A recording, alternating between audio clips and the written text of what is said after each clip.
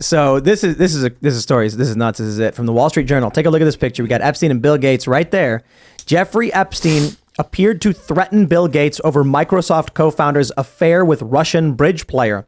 It is the lightest, smallest grain of sand, effectively confirming. I believe confirming the conspiracy theory that Epstein was blackmailing powerful individuals. But they outright say it in here. They say in 2017, Epstein emailed Gates and asked him to be reimbursed for the cost of a coding course for this young woman, according to people familiar with the matter. Now, the issue here is, why would Epstein contact Bill Gates about a young woman he had an affair with in secret, except to say, I know you had the affair. I want the money. I know you had the affair. They even go on to say the intention was to blackmail Bill Gates in this. So let me just read this. Say, Jeffrey Epstein discovered that Bill Gates had an affair with a Russian bridge player and later appeared to use his knowledge to threaten one of the world's richest men, according to people familiar with the matter. The Microsoft co-founder met the woman around 2010 when she was in her 20s.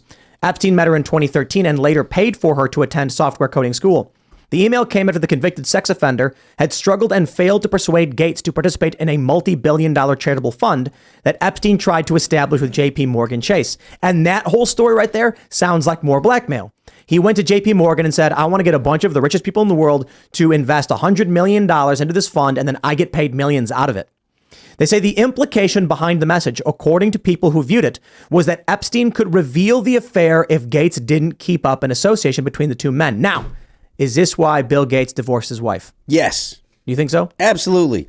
I think that when you're dealing with people that are that wealthy and in the positions that the people were in, the people that went to Epstein's island, the positions that they held, these people are not motivated by money. You know, a couple million here, a couple million there. Bill Gates isn't going to notice. But if you threaten to tell his wife that he's been, porking some kid, that'll go ahead and get some compliance and obedience out of him. And that's what I think that's the reason why Epstein's dead. And I think that's the reason why the list never came out, the people that have been to Epstein Island, because they're all probably scummy people that had a lot of dirt, or that Epstein had a lot of dirt on them.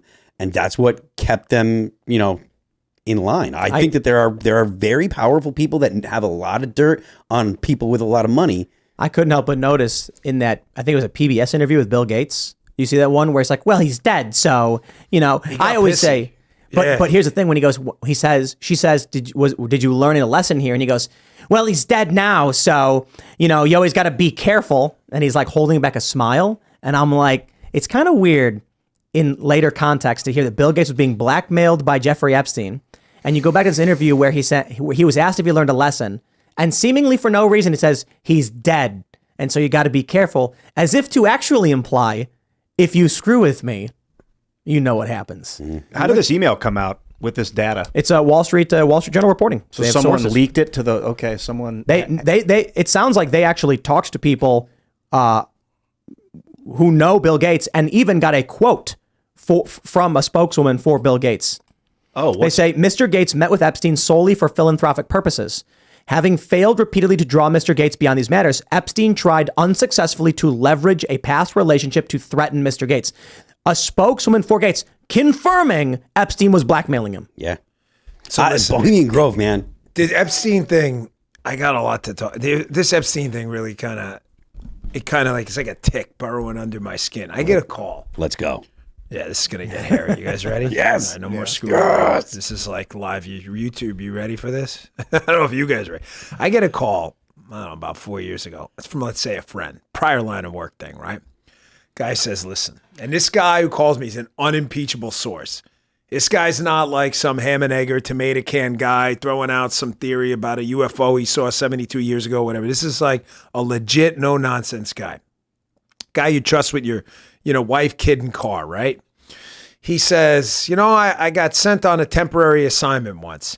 And on that assignment, I got sent out with on the WCD detail, William Clinton detail.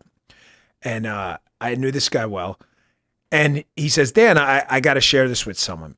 He says, I go on a plane and Bill, Clinton gets on the plane with this guy, and it turns out later the guy's Epstein. Now, this guy I'm talking to, this source, he don't know who Jeffrey Epstein is. He's just getting on the plane doing the thing, the whole, protection gig, right? He says, I get on the plane, and there are these girls who are obviously not of age who are on this plane. They're clearly young. These are not women. These are girls. And he says, I see Clinton disappear into the back he goes, I don't know what happened. I'm not saying what happened because all I know is he disappeared and these girls were back there or whatever. And he said they land at the next stop, wherever it was. And he goes up to the boss on the detail and he says, I ain't getting back on this plane. Because he's a temp. He's not used to whatever Clinton was up to with the whole shenanigans thing. And this guy's clear as the driven snowman. He don't want to mess around with this. He says, whatever just happened back there, I don't want any piece of it. They sent him home. They sent that guy home and he's never temped to that detail again. Now, remember all those Blackberries on that detail. Here's where the story gets super weird. The guy tells me, months or a couple weeks later, when you lose property in the Secret Service, an email goes out. It'll say hey, I lost his phone. And it gets logged into NCIC or whatever it is. And everybody knows. So basically, if you find this guy's gun, God forbid, or his phone, it's now effectively stolen property, right? All of a sudden, all the Blackberries on that detail for the agents start showing up oh, this guy lost his Blackberry. Holy shit. Wow, that's so crazy. How'd that happen? I'm no. He says, yes. He says it was the craziest thing. Oh, look, Agent Joey Bag of Donuts, missing Blackberry. This is around the whole time, the Clinton thing's going on. So fast forward this story, right? He tells me that. About a year and a half after that, I'm in a green room at Fox, and I'm not going to say who because they didn't give me permission to share it, but the short story, but not who they are. Says, Epstein's an intelligence asset for people in the Middle East, right? I'm no, I didn't know that. I'm you sure of that? The person, let's say, is I'm absolutely sure of that he's either a witting or unwitting asset, intelligence asset, meaning his plane and that island, the cameras, there's a big assumption out there that these videotapes were exclusively in the custody of Epstein. That's a huge mistake. The reason they wanted this story to go away is because there's an assumption oh yeah, Epstein had him. No, he wasn't the only one who had him, according to this source. These assets, that's why this blackmail story makes so much sense. Which Middle Eastern countries they are, I don't know. But this person, who's a very, very good reporter, aces, right? Swore Epstein was either a witting or unwitting intelligence asset, and they may have had his plane wired up, and they're the ones who have all this stuff. So the point is, to sum it up, how do you know some of these countries aren't going to some of these power players who aren't making decisions because, hey, you wouldn't want this video out there, right? How do you know? 100%. Let's get personal with Mr. Gates, though. If this is a story of an adult man having adult relations with an adult female outside of his marriage, is it the biggest deal in the world that needs to be made public? You know what I mean? What I'm interested in is the underage stuff, the creepos, that evidence coming out. I'm worried that they're doing this with the Bill Gates thing as red meat, oh, look, oh, yeah. And it's it's not a criminal issue. It's a personal scandal. It's oh, wow, Bill Gates looks bad. But what about the Maxwell stuff? What about the actual client list? I don't think we should be satisfied by what we're hearing, and we should obviously want more. I think you're totally right. I think that the actual crimes that they committed, while they are bad, I don't think that's the worst thing that's going on. I think the things that they're being blackmailed to cover up is probably worse than the crimes that they committed. Well, as bad as they are, Well, I was going to say, I think the stuff that they're being blackmailed to cover up probably is not as bad as what they're doing in secret. Is that what you're saying? Yes. Right. So we hear a story about, Prince Andrew and Virginia Giuffre, Giuffre, is that how pronounce her name? Mm-hmm. And you're wow, this guy should be in trouble for that. It's what did he do to try and hide that? Yes. Because I'm willing to bet a lot of these wealthy guys did something 10 times more evil or supported some real evil stuff. What does he know that someone else knows that he knows that they're threatening to go public about his molesting children? Let's put it this way. You blackmail someone like Bill Gates into giving up millions of dollars to Epstein, who then uses that money for his trafficking purposes. And that is the bigger problem. These guys who are like, oh no, my affair could be exposed, better fund Epstein.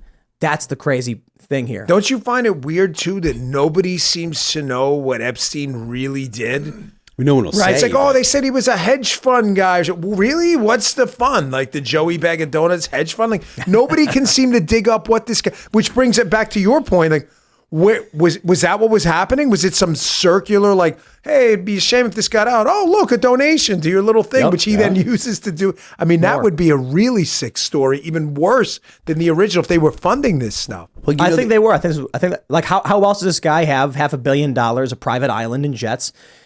I think the asset thing makes sense because one of the questions that comes up from this is, was he a puppet or was he the mastermind? And I don't think some former high school teacher was the mastermind. I think he was the puppet. Yeah. I don't know for sure. I mean, there's interesting questions around that, but I would lean towards I bet he was a puppet and somebody else got away with it. Oh yeah, especially if this Middle Eastern asset conversation holds water, that they're basically laundering their money through Epstein and getting him an island and a place to live and funding his operation, and then he's getting Bill Clinton on an airplane and getting him recorded having sex with some girl that's not his wife. Well, he didn't do that. He met this woman apparently and then found out about the affair and tried using that as leverage against Gates. From this story, it would seem that the picture they're trying to paint is Bill Gates never did the more extreme things people are concerned about. That's why I'm like, is this them placating us? Hey, leak them a little bit so that it seems like Bill Gates' worst thing is that he cheated on his wife. It's called a limited hangout as opposed to letting it all hang out. A limited hangout is where they only give you when like there's bad things going on, they tell you the truth about a little thing or smaller things. So that way you can say, oh, we've told you all the stuff, blah, blah, blah. But in reality, they're doing it to distract you from the actual big thing. A limited hangout versus letting it all hang out. And then when someone says Bill Gates was on Epstein's plane, they go, oh, we know about that. Yeah. You know, and then Epstein blackmailed over that woman, but she was an adult. Yeah. I mean, people aren't talking about, or people often forget the connections that Epstein has with politicians, the Clintons, and that's, I think that probably has a significant amount of substance as well. Even if like Bill Clinton wasn't banging little girls on Epstein's island, it's the connection that he has and the influence. Look at how many people were just dumping money into the Clinton Foundation when Hillary Clinton was running, and then it just like disappeared and evaporated after she lost. No one really questions what was going on with that money and with the Clinton Foundation. I mean, it probably still exists, but the connections between, politicians and Epstein and, I think that's something worth looking into. And it blows my mind that Do you guys we're not going to get it. Listen to this story, right? Like what dirtbags these people who run this country and essentially run the globe are. Do you ever say to someone like, what scumbags? Like, how do you get on a plane with a girl that looks 14 and a dude disappears in the back and you're like, hey, you got popcorn? Really? Like, right? What kind of sick run this place? We're talking about business titans and nobody ratted this guy out. Nobody was like, hey man, that looks kind of suspicious. What kind of losers are running this place? Well, what did Buckley say? I'd rather have, the first 100 names in the phone book than these people who run the country. Now he's so right. Yep. I mean, you look at the guy like in this area we're in now where you get, middle-class people with dirt under their fingernails who, leave their work boots outside, right? These people are 1,000 times the man that these losers who are worth fortunes and have all this power, who basically facilitated this guy's BS. I mean, you'd call that out in a minute. You'd be like, wait, calm down with this. Like, what's going on here? And nobody ratted this guy out. Thanks for watching this clip from the Timcast IRL podcast. Hang out with us live Monday through Friday at 8 p.m. and become a member over at timcast.com for uncensored, members-only shows exclusive. Thanks for hanging out, and we'll see you all next time.